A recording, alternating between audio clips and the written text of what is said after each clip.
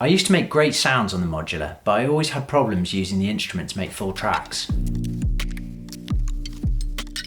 The stems I was recording seemed unmixable, and if there was a problem with the sound, it was impossible to fix later. These issues were worst with the modular, but I was running into a lot of the same problems with a lot of my other studio hardware. I was going wrong with my workflow, and specifically in the way I was using Ableton to interface with the rest of my gear. I got into modular to get away from looking at a screen. So now I've come up with a way that I can use Ableton with all of the processing power that comes with it, whilst almost never having to look at a screen whilst I'm in full creative flow.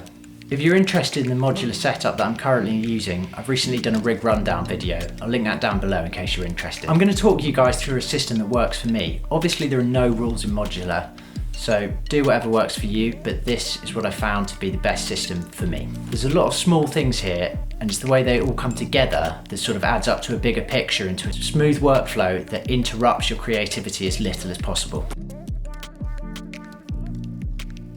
The ES9 makes a huge difference. The main reason for that is it just has so many ins and outs. 14 modular level inputs, 8 CV or audio outputs, as well as a main and headphone out. I always try to record as many stems as possible to give myself maximum control later when I come back to something to mix it. I record everything as dry as possible, so long as it doesn't affect the sound. My rule is that if you just need to bang in a bit of reverb or delay, do that in Ableton, but if you need some wacky space reverb that you can only create within your modular, obviously do that within the modular.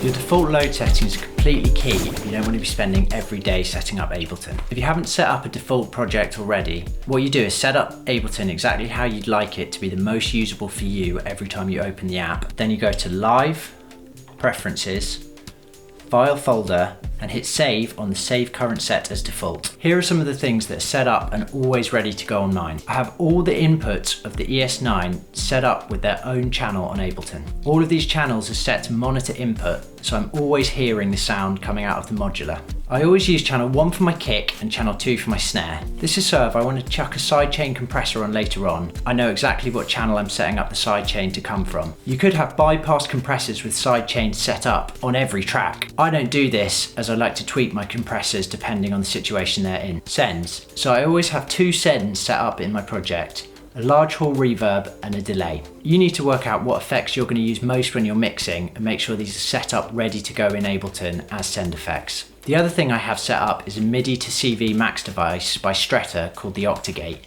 This allows me to take the 8 BeatStep Pro drum channels that don't have their own CV outs and send them out of the ES9.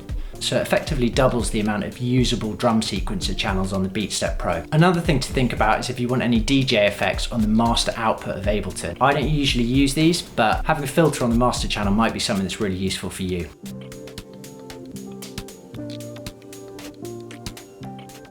Ableton is the master clock, with the BeatStep Pro slave to Ableton and PAM slave to the BeatStep Pro. This means when you come back to edit recordings, everything's already locked on beat in Ableton and I'm not having to sort out tempo syncing later. The MIDI controller is absolutely key to me. I need to have hands-on control of my mix levels, sends, and mutes at all times without having to look at a screen, and using a mouse to affect them just isn't going to work for me. I use the Novation Launch Control XL. It automatically maps to Ableton, means I can have control of the whole mix coming out of the modular without ever having to look at the screen. This is totally key. So let's put some of those things into practice. I'll start by unmuting the kick and snare. It's similar to Terrace's Alter on the kick, and it's just a rimshot sample for the snare. Add in a hi-hat. Get that right at the level. Set the reverb to I1.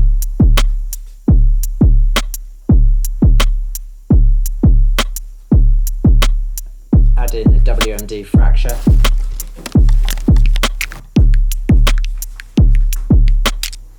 Some extra percussion from the squid.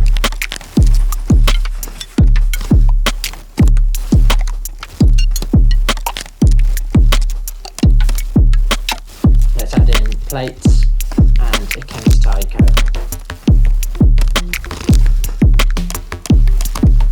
Now we're going to fade in a piano loop from the squid sample.